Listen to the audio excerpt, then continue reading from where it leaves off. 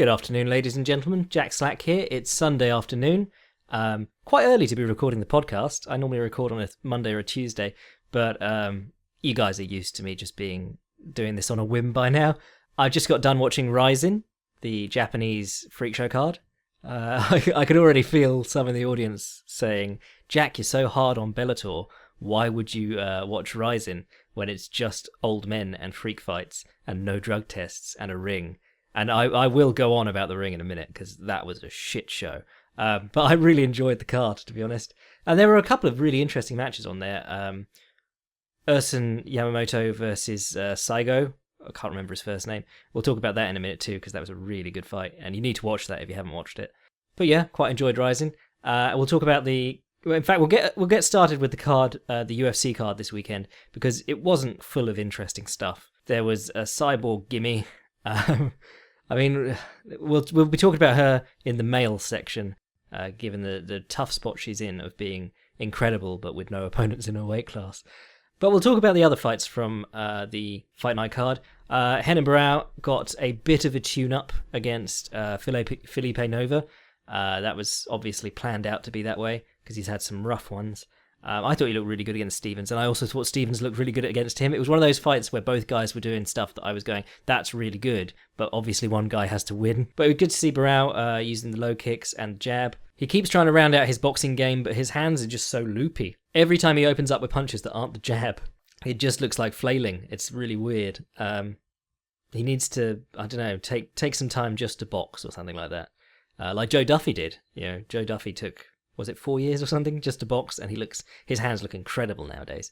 But Nova was timing this beautiful jab up the middle as Barão threw his inside low kick. Often when the inside low kick landed, a lot of the top kickboxers don't really get caught when they're throwing that inside low kick. Certainly with jabs, they don't. Not because they're like punting the guy's leg way out of the way, because obviously if you're kicking the legs, it's a tricky game. The connections vary. You know, the guy's weight could be in one place or another, and sometimes you'll punt his leg and it'll go nowhere, and sometimes you'll just tap his leg and it'll fly across him. But if you watch the really good kickboxers and Nak Muay kicking like that, typically they don't get hit as much with jabs because either the right elbow is across the face or the right hand is high to parry. The lead hand is normally extended towards the opponent, making the leverage guard. I mean, you can kick with your hands up, especially the inside low kick. You can kick with your hands up in a guard, basically. But yeah, Barão was just a little bit loose as he was kicking. It was almost like he was loading up that right. I mean, he did run in a couple of times after that inside low kick with right hands, and didn't really have that much success. But yeah, it's good to see him get one in the win column. They said this is the first one since Mitch Gagnon. Where the hell did he go? Because he looked really good in that fight. He gave Barão fits.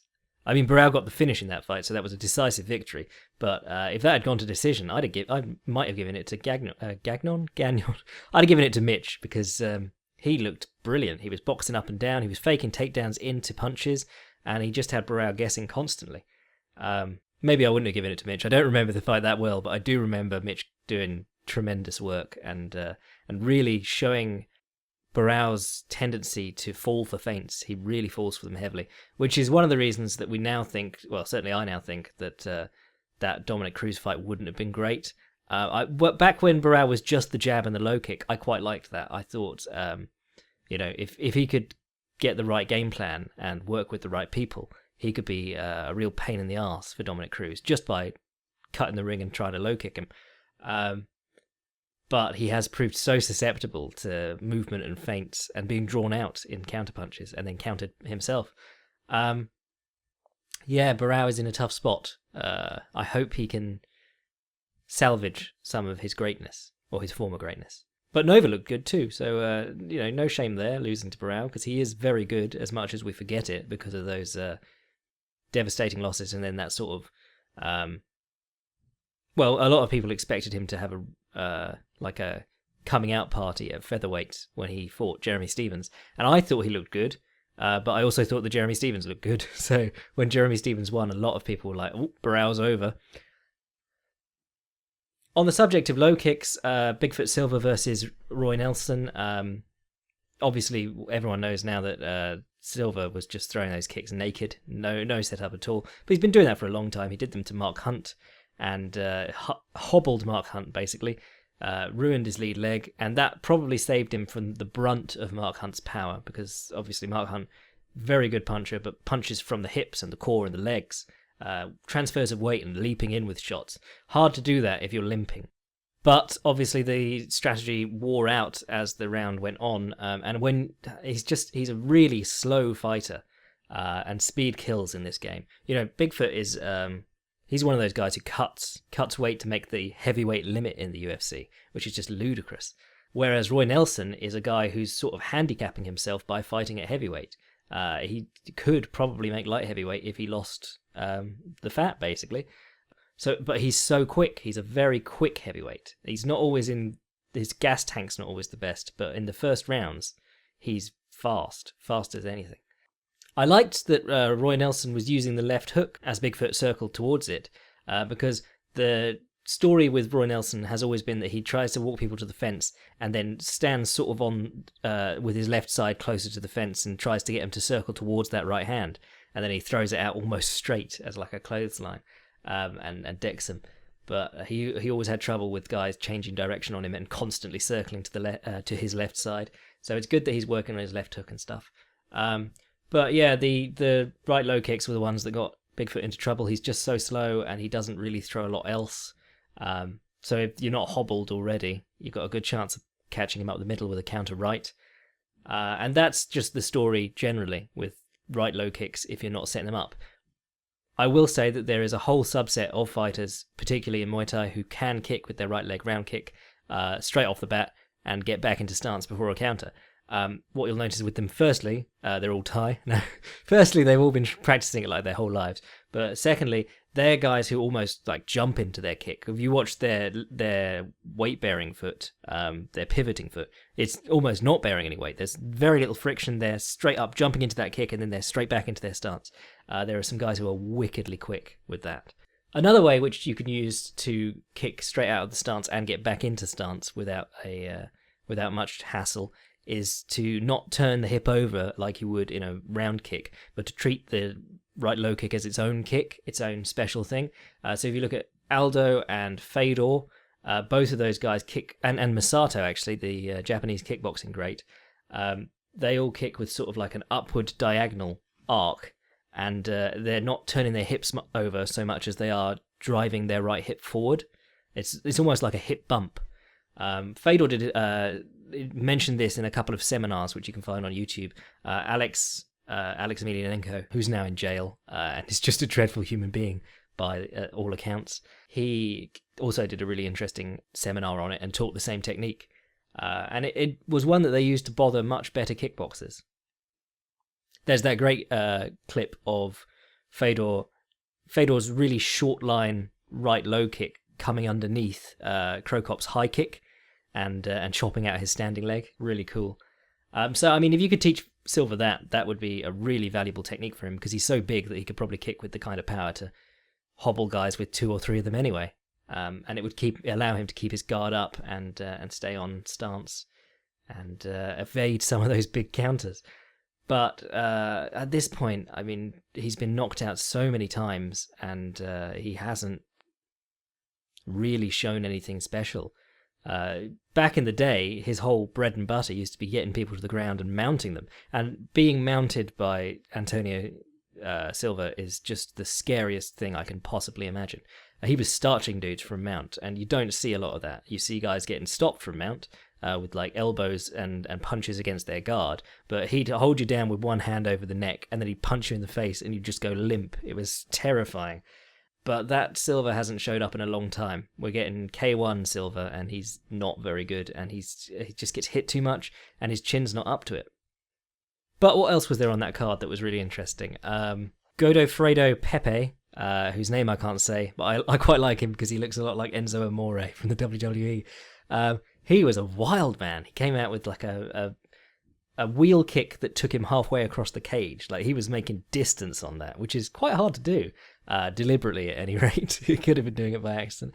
And he was all over that guy. And he tried to, from the body lock, he was sort of like back body lock, but sort of on the side. He tried to do what Ben Askren calls the broomstick, which is where you put your The leg which is closer to the front of their body, you put that over their near leg and behind their far leg, and you straighten your leg out and try and sit down with them so that their legs are sort of locked in position as you fall. Tried that, ended up on his back in guard, and then just more craziness ensued. It was back and forth everywhere, and then he finally got the rear naked choke and won. And it was 3 minutes the total time, but it felt like you were left sort of breathless by the whole experience. Eric Spicely versus Thiago Santos. This was supposed to be like a tune-up for Santos, which just shows you that it can be hard to give people tune-ups in MMA.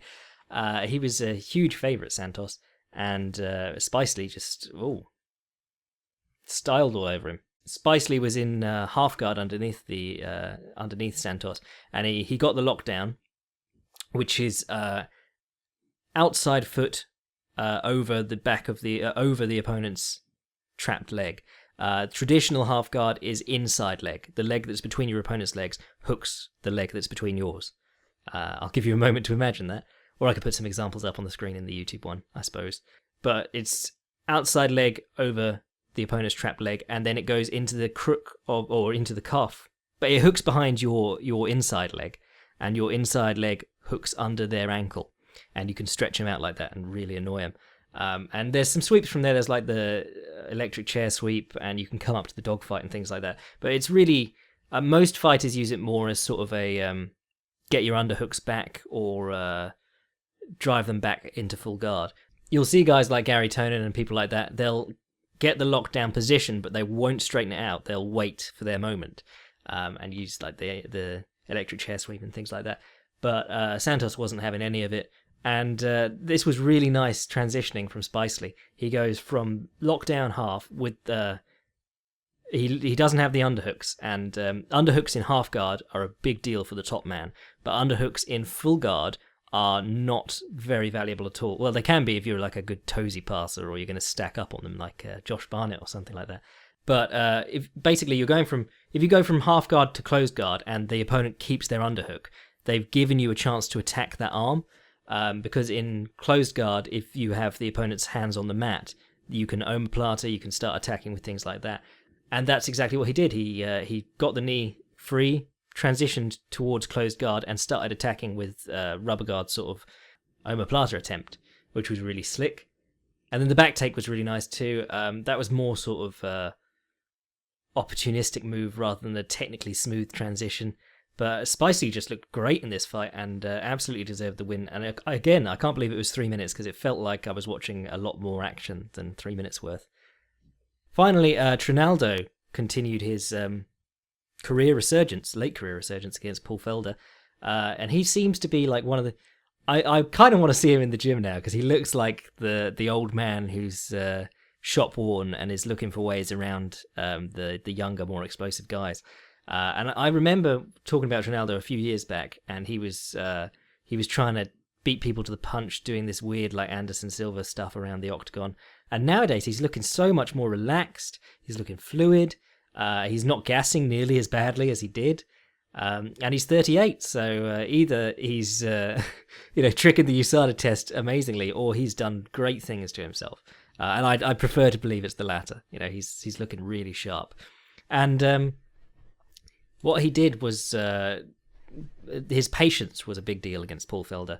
As Dominic Cruz pointed this out on commentary, actually, he said that the feints are important. And if you watch it in the first round, one of the first really good connections that Trinaldo has is he's standing in front of Felder, and he's just sort of throwing out nothing feints. And Felder bites on one of them and launches that intercepting knee that he mauled Danny Castillo with.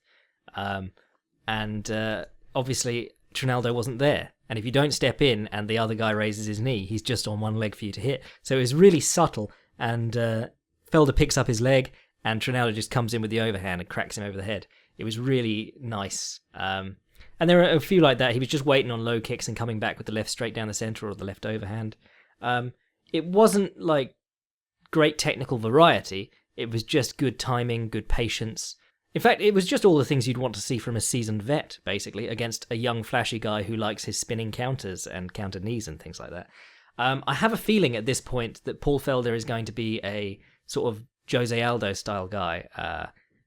before you lose your cool over that, as if I'm comparing them directly. What I mean is Aldo's best finishes have come against wrestlers. He's very much an anti-wrestler. Against strikers, he is good enough that he wins the fight quite decisively, generally. But what he's always been really good at is punishing guys for changing levels. So the uppercut against Manny Gamburin, the intercepting knees exactly like Felder's against Mike Brown, and that one to the head against Chad Mendes.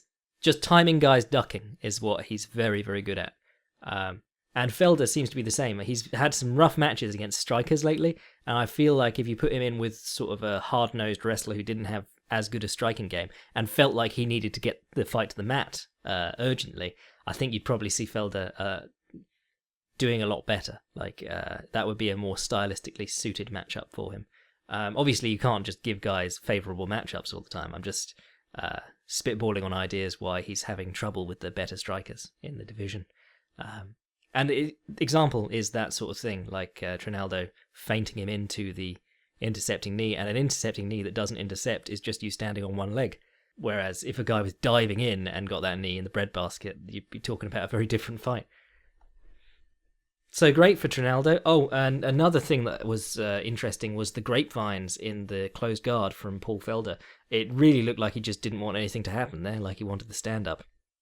Grapevine is, well, basically like we were saying outside leg over the opponent's leg in half guard.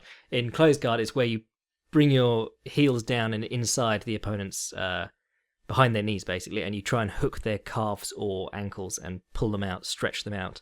And basically it's a position where you can try and make sort of less stuff happen. But it's also, if you watch Nate Orchard, a 10th Planet Jiu-Jitsu black belt, one of Eddie Bravo's boys, you'll notice firstly that a couple of these 10th Planet guys have a couple of sort of go-to sequences that they go through. Like Gio Martinez loves to sit up and fake going for the Kimura just so he can come back on the guillotine. But Nate Orchard likes to sit up for the sit-up sweep, and from closed guard this is, and as soon as the guy brings his hips forward and tries to push Orchard back into the mat, Orchard will hook his legs and grapevine stretch him out. And that really works for Orchard because that's brought the guy's posture down so that he's flat on Orchard's chest. And then Orchard is really good with from what's called mission control. In MMA we probably just refer to it as rubber guard, but it's where you've got your you bring your leg up to your wrist and you hold it in place, and your other foot is on their hip. And Orchard really likes to sort of leave some space so that the other guy feels like he's got room to pull out, and then he'll trap that shoulder in sort of a triangle and try and straighten the arm. And that's called the Dead Orchard because he sort of made it popular. Don't like to say invented with these sort of things, but he's he might have come up with the idea on his own, but someone else has probably done it before. And anytime I say someone's invented something, I know I'll get bollocked in the comments. But he made that famous. He did it to Barrett Yoshida, of all people, and a few others. So it's a good sort of position if you want to break the guy down and then start climbing your legs up. But Felder just seemed to want to hold Trinaldo there. And while Trinaldo couldn't posture up to deliver good punches with his legs pulled out like that, he could still clip him over the head with an elbow that opened his brow right up. So the fight was stopped by a cut.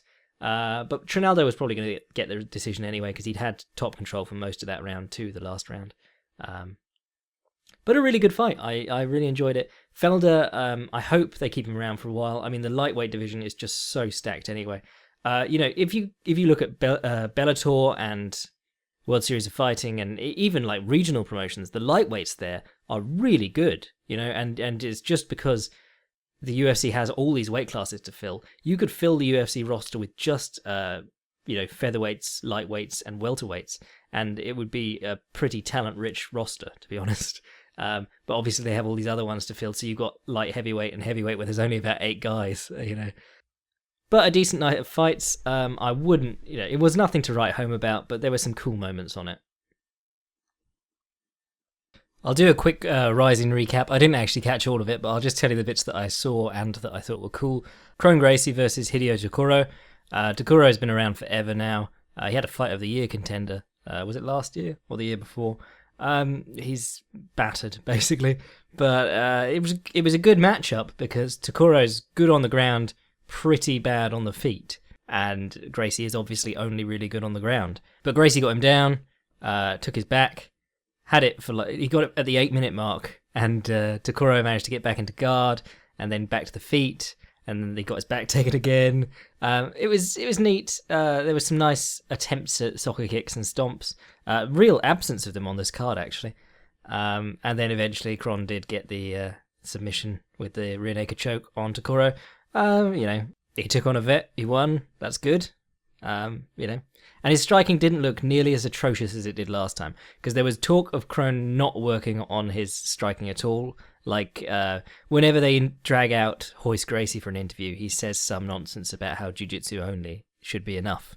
And that's not true at all. Look at the number of high-level submissions there are in mixed martial arts. Not an awful lot. And even if you look at a guy like Damian Maia, who many would accuse of being one-dimensional jiu-jitsu, he knows the striking game, he knows how to counter the striking game, and he's got the footwork for it, and he's got the wrestling too. This is not the sort of game where prime Hoist Gracie could go anywhere. That's not just to dig at Hoist Gracie, I just meant like jiu-jitsu alone is really not enough anymore. But you all knew that anyway, because you've been following this sport for the last decade. Crocop arm triangled some random dude in the openweight tournament. Baruto beat Fujita. Jesus Christ, what is Fujita doing fighting in 2016 after Overeem put him into a mini coma with the knee? Oh, just awful. But at least we don't get to see Crocop versus Fujita 3. Darren Cruikshank defeats Andy Sauer. It's Darren Cruikshank who made the roster in the ultra-competitive division that the UFC has, versus Andy Sauer, who's been a kickboxer most of his life. So no surprises there, really. I mean, I love both those guys, but it was a bit of a weird match from the start, like, match up. Charles Bennett knocked out Philip Kimura, or Minoru Kimura, Philip, whatever he wants to be called, and that was one of Vanderlei Silva's boys. Very strange. If you're a young prospect and you're fighting Charles Bennett, who has been around forever, he gasses, he's got a very explosive style that rapidly fades. Why would you run across the ring and try and flying knee him from the start? Just baffling decision making. But that's what happens if you let a guy get inside your head and then you start to play his game. And then Charles Bennett called out Vanderlei Silva in a fight that, well, I don't even want to say that nobody wants to see it, because I would... if you asked me if I wanted to see Crocop versus Vanderlei Silva 3, I'd be like, no, zero interest in that. But some people do, so maybe some people want to see lightweight Charles Bennett against Vanderlei Silva in the match which took place in Charles Bennett's head while he was unconscious from being triangled by someone who was not Vanderlei Silva. Gabby Garcia defeated Destiny Yarborough. What are you going to do? And this is going to come up later when we talk about women's featherweight upwards. And Miyu Yamamoto was defeated by Rina Kabuto. Kuboto. I've only ever seen it as Block Caps Arena, because that's what they promoted her as in shoot boxing. Great to see Rina continuing her commitment to MMA, because she was fighting in this... MMA is a niche sport, but shoot boxing is a niche within a niche. So it's great to see her getting out and getting the attention she deserves. Miyu Yamamoto is 42. Her son fought on this card. And I think this was her MMA debut as well. So, can't really be too mad about that. The Yamamotos, two of them on this card. Tremendous wrestling family, tremendous athletic family, very good looking too. I mean, people were going on about how hot Miyu looked. If you've seen her sister, whoa, like genuine beauty queen standard when she was, in her prime. And I think it was Seiko Yamamoto who won a world championship, went away, had a baby, and then came back and won another world championship. That might have been her, might have been someone else, but that is a nuts achievement if that was her. It's a nuts achievement. It was someone else. Very talented family. Ursin Yamamoto versus Kizaemon Saiga, which was the decision was kind of controversial, but the fight itself was phenomenal. In fact, in a lot of ways, it reminded me of Miyata versus Lion Takeshi, which was a few years ago. It had the suplexes and everything. Someone said it's not Japanese MMA unless there's a suplex. Suplees and guillotines here on the Fights Gone By podcast. We'll have none of that butchering of the French language. But yeah, he landed two suplees. I really liked what I saw from Ursin Yamamoto. That gym used to be very heavy on the Muay Thai because Kid was mad about Muay Thai. But this Ursen Yamamoto, he was fighting more like Kyoji Horiguchi, who I believe has left that gym now. He's training at least part-time with American Top Team, which is a really good move for him because they've got the grapplers who will stop him from giving up his back in fights that he's winning. Yeah, there were shades of Horiguchi in Ursen's movement and performance, and he had Saigo, who was the consensus better striker on paper, walking onto punches, which is what you want from a good sort of karate movement-based style.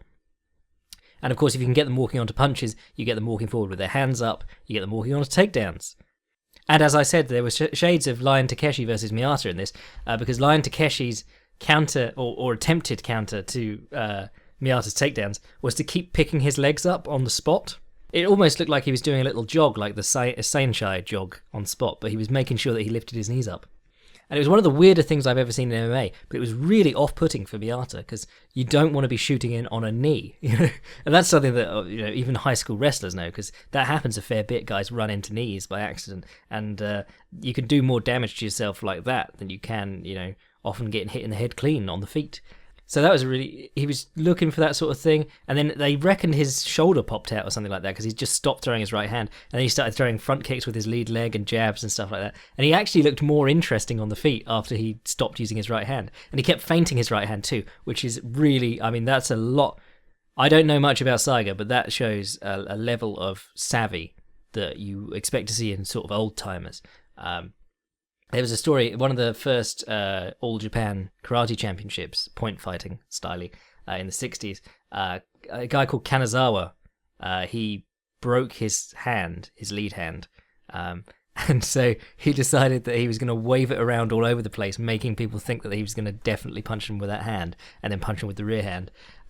If you are hurt, it's definitely best to keep the guy thinking that you're going to throw it, because if you feint it, it looks like you're just trying to pick the right opportunity to throw it, as opposed to if you're just holding it still and sort of wincing a bit, and then people know, oh, there's something wrong with that arm, I better kick it. The thing that really hacked me off in this fight was, I don't know how many of you saw the last Rizin event. Well, it was a pair of events, wasn't it? But at the last Rizin events, they had this ring with, I think they have 5 ropes on their ring, but it goes all the way up, basically, and they're quite close together-ish, but obviously they're ropes, so they move around. But the Rizin ring at the first events, just to give you some perspective on a ring, normally you tape the ropes together down like a line vertically at several points along the ring. They had it taped together at one point in the middle, and they've got a big ring too. And these guys fell out of it onto their heads on the floor, and the refs were just like, get back in and finish the fight. And guys were sliding out underneath the ropes all night. And then this happened in the Yamamoto versus Saigo fight. Saigo did seem to be trying to get out a lot, but this is one of the reasons that I used to love the ring for mixed martial arts, because I began watching mixed martial arts from being a kickboxing sort of fanatic. And I liked the ability to cut the ring as opposed to the big circular cage, or almost circular cage. But the more you see fights in the cage and realize its utility as a surface to grapple on, used to stand up. Certainly, anyone who was fighting on the card from outside Japan was probably training with a cage for most of their career. So you see guys going over the ropes and trying to use them to stand up, but you're not allowed to grab them, but you can put your arm over them or your head over them, except when it's too far out of bounds and then they stop you. It's just really strange. There were some cool gimmicks you could do with it. Kazushi Sakuraba would give up his back and then poke his head out underneath the top rope, because the guy would have the back body lock. Hoist Gracie had this for ages on him. Had the back body lock, and Sakuraba would try and separate their hands for the Kimura, and then if he got the Kimura, he could just pop his head back in through the ropes.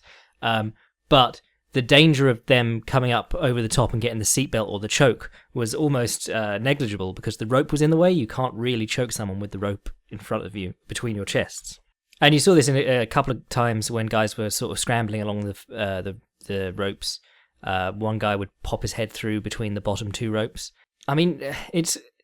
You can solve this by either, firstly, using a cage, which is the obvious one, or you can tape the ropes together in more places so that they don't move apart so much each time. And for this Rizin event, they had no tape along the ropes. It was not at any point all 5 ropes taped to each other.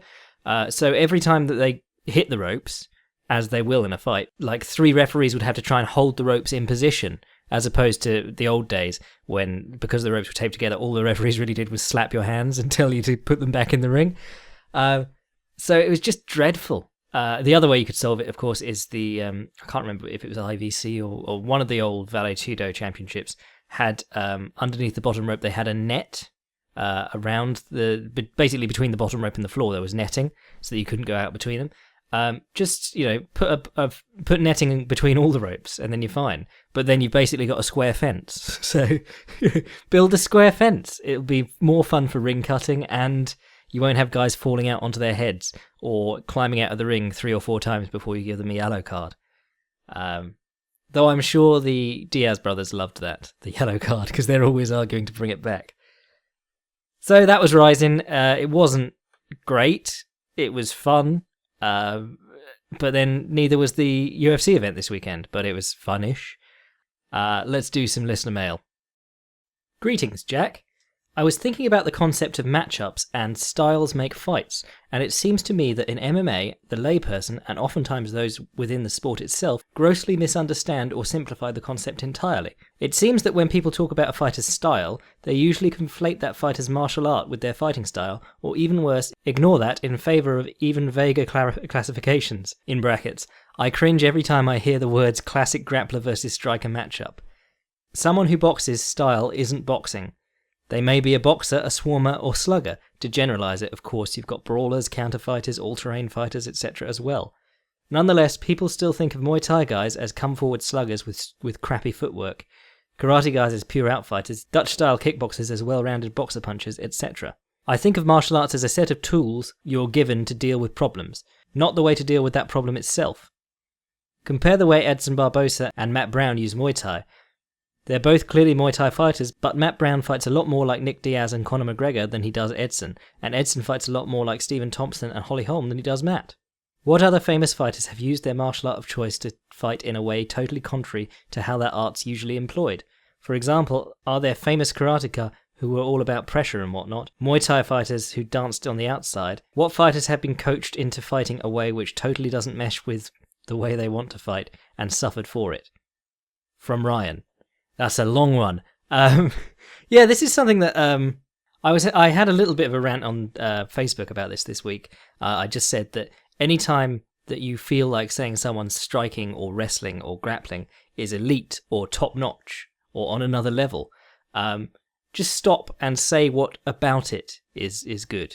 It takes more time, but it also reveals more about that fighter. I saw an argument this week on Reddit about Cyborg is a better striker than Holly Holm. And then, no, Holly Holm's a better striker than Cyborg. And obviously the two are very, very different. Like, someone was using that as, they were trying to talk about if Cyborg would beat Ronda. And their fallback was that she has elite striking or elite wrestling or something like that. And that's not what we're talking about. We're talking about the specifics of a matchup are that Cyborg throws her right hand so often and squares up to throw her left hook and right hand that she often falls into clinches with even mediocre opponents. That's more important to the Rousey matchup than can she kick harder than Holly Holm or something like that. And people get bogged down in the general stuff, and you can't argue with the general stuff.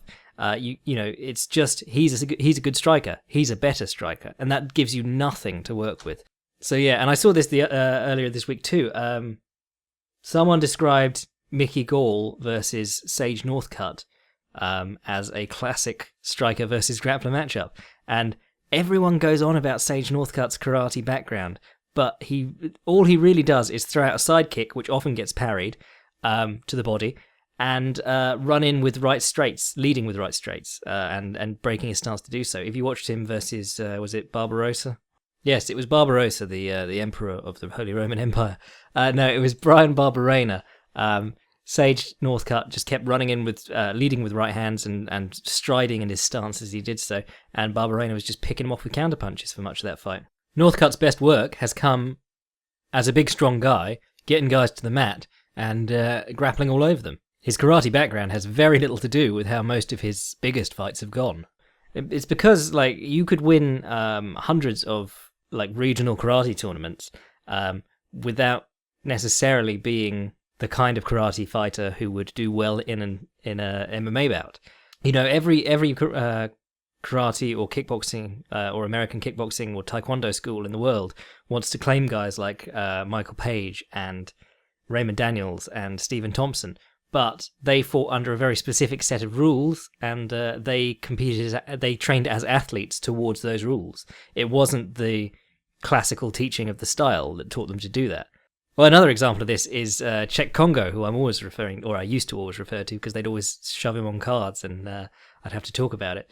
But he was quite accomplished as a kickboxer, but when he got in the cage, they were always going on about his crazy knockout power and how good his striking was, but it didn't mesh at all well in MMA, because his skills in kickboxing were as a kicker and as a clinch fighter. And as a clinch fighter in MMA, there were much better clinch fighters trying to get him to the mat. And as a kicker, he couldn't kick nearly as often because he was worried about getting taken to the mat. So he was having to use his punching game, which was loopy and not too sharp, and got him countered a lot.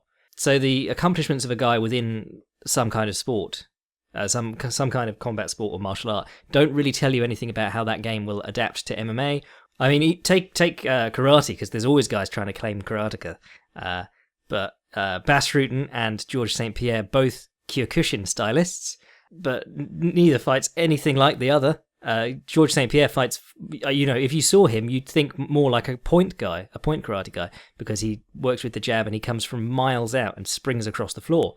Whereas Bas Rutten is a guy who's in your face, on top of you, and throwing combinations and body shots, which is more typical of Kyokushin. Semi Schilt, for instance, is a Kyokushin karateka, but he's famous for his jab, which is not something that's used in Kyokushin because you're not allowed to punch the head. Equally, there are tons of Muay Thai stylists and kickboxers who've had amazing success with, like, their left hook, and as soon as they meet, like, a good boxer in the MMA ring, they're not throwing the kicks, and they're just throwing these loopy left hooks and having trouble and getting countered. Yeah, never take anyone's accomplishments as an indication of how they fight. Always just watch their fights and try and work out how they fight. No one can be good at everything in one sport, and each of these sports makes up a tiny aspect of the mixed martial arts game. So there are going to be guys coming through with holes in even the area of their expertise. I mean, I'm sure I've been guilty of generalizing for brevity or just out laziness, but do be careful when you're talking about guys as a Muay Thai guy or a karate guy or something like that. They're just MMA guys. Everyone in this sport is an MMA guy. And they have individual skills. There are general things like karateka are probably going to be able to sidekick more than, a points karateka might have a better sidekick than a nakmuay. They might throw snappier high kicks that chamber as opposed to the Thai style round kicks, things like that. But these guys are all cross-training every day too, If they're in MMA, they've stopped training just that specific discipline on their own. In an ideal world, we'd assess everything about each fighter on its own. Just a punch is just a punch, a kick is just a kick. This is how this guy does it, this is how that guy does it. But there isn't always time, and for the sake of brevity, it's often best to just go karate guy versus Muay Thai guy, or boxer versus grappler. It's not going to disappear. All we can do is, when we are talking about fights in lengthy articles or in internet discussions or in podcasts with fruity Englishmen, we lay it out as best we can within the time, because we've got a bit more time here to do it, and we can examine that sort of stuff. But we still run out of time, we still forget things, and we still generalize, because that's how the human brain works. Hi Jack, first, loving your podcast, and have been reading you for a while now. I don't think you're just the best writer in MMA, but the finest sports writer working today, or perhaps I don't read enough. My wife and I go round and round arguing over what the UFC should do with Cyborg as it relates to the 135/catchweight fights /145. My wife is of your mind that 145 is a wasteland as far as talent is concerned, and the UFC creating a division for it would be a mess. I'm trying to convince the two of you that there's a path forward. A 145-pound division would be terrible. On that we can all agree. But what women's MMA needs is a heavyweight or nearly openweight division, and starting it at 145 makes sense. For well over 100 years of combat sports, heavyweight has been at times a big and at other times the biggest draw in prize fighting. It's arguably the pinnacle of who is the best, and just about always draws the highest numbers of casual fans. Women's MMA is moving at light speed, and it wasn't long ago that there weren't many marketable stars at 135. The UFC took a chance in bringing it on, but they've shown that the depth can come later. I think that creating a 145-pound division could really hurt the future of women's MMA. It would force the floor of the open-topped weight class so high, a very small percentage of the female population could fight in it, dooming it to failure. A short-term answer would be to try and shoehorn Cyborg into the 135 title picture, but women's MMA needs an open weight class. If not now, then when? A peerless 175-pound fighter with knockout power, you can build something with that. Where do you see the future of women's MMA weight class structure going? Where do you think it should go? Dan from the WA state. I'm going to assume that's Washington. Or Wyoming. I don't know. There's no way in Wyoming. Whatever. Right, let's open up this can of worms. Yeah, I mentioned this in an article this week, but I'm actually going to read you this. Not my article, I'm not that fucking pretentious. I'm going to read you the women's MMA rankings for featherweight on fightmatrix.com. Fightmatrix I like to use because it's decided with algorithms, with computers. They do the maths for you. You're assigned numbers based on what you win, who you win against, and if you beat a good person, you go higher than if you beat some nobody. But where Fight Matrix is normally brilliant, the women's featherweight division on Fight Matrix is, as Dan was talking about, it's 140 and over. It's an open top division.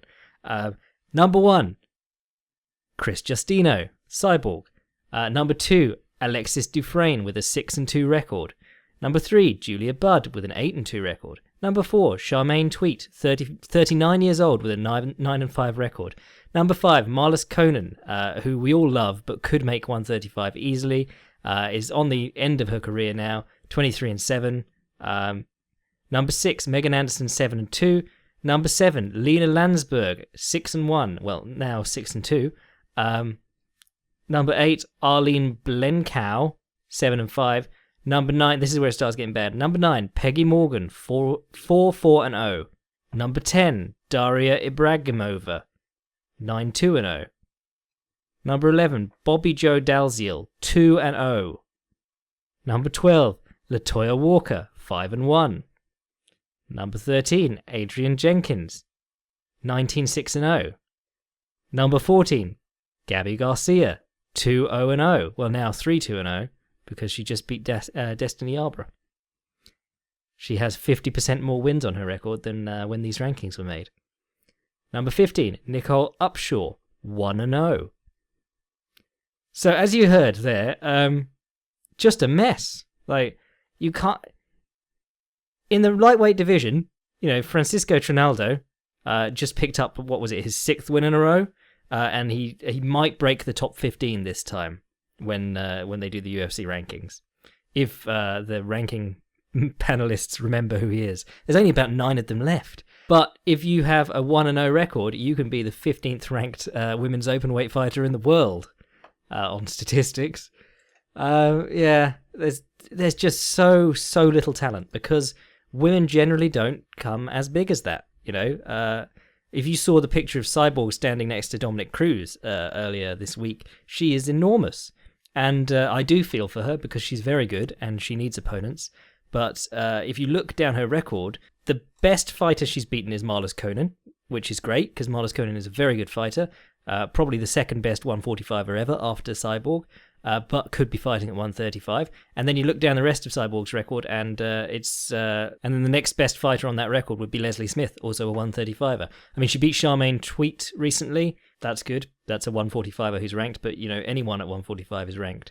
There just isn't a lot of talent out there. I mean, I may have been a bit too brisk to say that women don't come that big, because obviously the WNBA is full of large athletic women. But those sports are all a bit more prestigious, have a bit more money, and actually have a youth development program that siphons people into those sports. There aren't many draws in women's MMA. Not an awful lot of money in it unless you're Ronda Rousey. Not a particularly attractive career. I mean, the real problem is that making an open weight division doesn't really solve any of the problems of there being no talent at women's featherweight, because the problem is that all the women we know who are great fighters are at 135 or below. Making the division open top doesn't resolve the lack of talent above a certain weight. I mean, maybe we'd build some talent if they had that 140 division, but I don't think it would look very good for the UFC, because they're selling their hotly contested titles, and then you've got one that's just held by Cyborg and she beats up whoever turns up. Yeah, it's just a bit of a pickle. On the future of women's divisions, I mean, I think we all want a 125 division. It's just that the 135 division and 115 divisions don't have enough people in already. But if you want to know how thin the UFC's roster is, you only need to look at someone like Angela Magana, who hasn't actually won a professional fight since 2011 and is still on the UFC's roster. So you create this 125 division, and it's brilliant for people like Joanne Calderwood, and all those other women that we'd like to see at that more comfortable weight, maybe Valentina Shevchenko, but you're taking talent out of the other two divisions already. I mean, you could say, like, ideally we move the weight classes to 120 and 140, or something like that, or 130. I don't know, it's a mess. There just aren't enough women fighting at the moment, and that's largely because, historically, MMA promotions have only been interested in the one division that the hot girl of the moment is fighting in. And thankfully, with the UFC, we are now moving away from that. So, I mean, I'll keep an open mind to 140 division, but be very aware that where 135 had these established names that we could bring in, and you could just learn and be like, oh, that's a good fighter. 140, even the guys who follow women's MMA really closely, don't have a list of people who could come in and fight Cyborg. Maybe if we build it, they will come. Dear Jack, thank you for taking time to respond to emails and hosting this podcast. 1. What are your thoughts on the legitimacy of Rizin's brand in today's industry? Brackets. Just when you thought the Wild West days of MMA were long gone, Rizin brings back the Openweight Grand Prix. To be honest, I think we know that the Openweight Grand Prix is an excuse to match people like Wanderlei Silva and Krokop with nobodies. Because if you say heavyweight and you bring in a 3-2 fighter, people go, ooh. But if you say openweight and you bring in a big fat 3-2 fighter, everyone's like, oh, okay, fair enough, he's fighting at openweight. It'll be fun. These things always turn out weirdly anyway. The Super Hulk tournament was won by Minoa in a tournament in which he lateral knee barred Bob Sapp, and then he fought Sokaju, who everyone thought was the only legit fighter in the tournament. They fought in the final. Minoa knocked him down with the right hand. I think he knocked him out. Hold on. Yeah, he Achilles locked Bob Sapp. I think it was a lateral knee. Oh, it was that weird one where he turns over on himself. Heel hooked Hongman Choi, which is impressive in itself, because you'd think that Hongman Choi, being 7 feet tall, could just put on the boot and you wouldn't be able to do anything with him. And then he got Sokaju in the final and he knocked him out, which was super impressive. Good for him. And to be honest, there are fighters who are better at fighting opponents who are bigger than them. Frankie Edgar, I think, was probably better as a lightweight, as a very small lightweight with a fast, level-changing, body-hitting, flowing into takedown sort of style, than he is as a featherweight. Manny Pacquiao did better going up in weight, had more trouble with the smaller, faster opponents. Obviously, there's fighting someone your own weight and fighting someone bigger and fighting someone smaller than you, each has their own dangers if you're talking about a world-class fighter. However, this is Rizin, so we're probably not talking about world-class fighters. I'll watch it, and I'll probably have a good bitch about it if it's awful. But you never know, because Dream's... Actually, it's not fair to compare Dream to Rizin, because Dream had really good Grand Prix. They had... that lightweight Grand Prix was insane, and that gave us Eddie Alvarez the star. I'll reserve judgment, but I'm heavily leaning towards it being a crock of shit. Question 2. Any interest in streaming footage for your podcast? I assume you mean like... he says like the Joe Rogan Fight Companions. Yeah, I mean, it would be fun to do like an audio commentary thing. Maybe I don't know, maybe I can convince Vice to keep the London offices open at 6 fucking a.m. when Michael Bisping fights Dan Henderson. No, to be honest, I'm not going out that night. I'm greatly looking forward to staying in, having a takeaway, and not watching that fight. It's always been a nice idea. I would love to do like an alternate commentary for something at some point. I mean, it's just how time matches up and stuff. I mean, I've got a lot of projects on at the moment, working on one really big one that I can't really say anything about, but this is why I like the podcasting medium. I'm now a full convert. I don't know, I'll put it to Fightland. Maybe they'll let me do an alternate commentary track for the next UFC event or something. Could be fun. Yeah, to be honest, I quite like having time to think too. I mean, there's an awful lot of bollocks that I say even between the bollocks that I let into the podcast. So you probably don't want to hear 3 hours of me umming and erring and talking about how shit the American adverts are. Question 3. What's in your gear bag? Or any training equipment you'd like to mention? Mainly tape. Fuck tons of tape. And a shoulder support and a knee support and an ankle support. Partly because I have alternate sides fucked up, each of those. And partly because then I'm just covered if I break something else. I'd like to carry a foam roller with me, but you do look like a bit of a prat if you have one with you in your bag. So I keep it at home and just come home and use that. And my lacrosse ball for my smashing. I was singing the praises of Becoming a Supple Leopard the other week. The book, not the act. Yeah, so I do a lot of that sort of shit. Yeah, I don't really have any gear brands I'd recommend unless they want to jump in and sponsor me. I mean, I'm as happy training in like the cheap, what is it, RDX or the Reebok Zone shit. Not so much Reebok because they've fucked over the fighters so much. But I'm as happy in the cheap ass stuff as I am in the Hayabusa stuff. You know, to me, it's all just kit. And this is what I never understood when I see some of these branded shorts that are $80, $90, $100, and I'm just thinking I'm going to be thrown around in those. I'd quite like ones that I can just throw away afterwards, after a certain amount of time.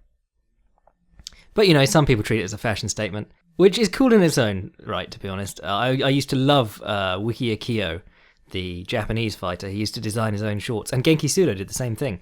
And I think that gives you a bit of originality as a fighter. It gives you some flair. It gives people something to grab onto, because this is a visual medium, you know. How you differentiate each fighter by their hair and by their shorts is as important to the spectacle you're watching as what they're actually doing. Question 4. Please continue sharing your reading collection. This week I've been reading Beyond the Ring by Jeffrey T. Salmons, which is a fantastic book about the social impact of boxing.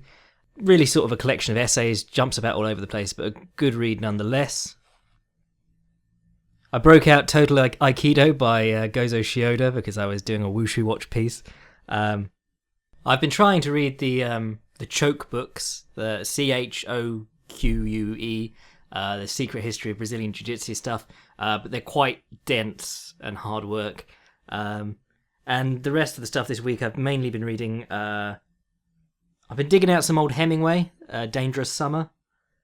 This is all to do with that project that I'm not supposed to be talking about. And I've been reacquainting myself with Hands of Stone, because with the new film coming out, we figure there's probably going to be a good chance to get some hits by writing some Roberto Duran stuff. And if you followed me for any length of time, you know that Roberto Duran is just one of my absolute favourite fighters in any discipline ever. Just the length of the guy's career, what he was able to do, the way he fought, just brilliant. In fact, if I had to put down like 3 fighters who I wish I could emulate myself, Roberto Duran would be in that top 3. So that question was from Joshua. Cheers. Right, we've gone slightly over time now, and I am actually going to be finishing recording my history show immediately after this. We're going to do, because I've held you up so long with it, guys, I'm going to do 2 episodes, and I'm going to try and release them sort of one after the other.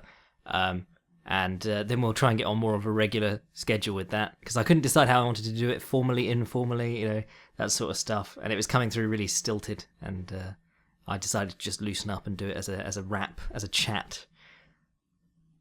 So remember, subscribe to us on YouTube, subscribe to us on iTunes, head over to Patreon and donate if you fancy getting in on those history episodes, and if you just fancy supporting me. Cheers again for all your support, cheers again for listening, and I'll catch you next week.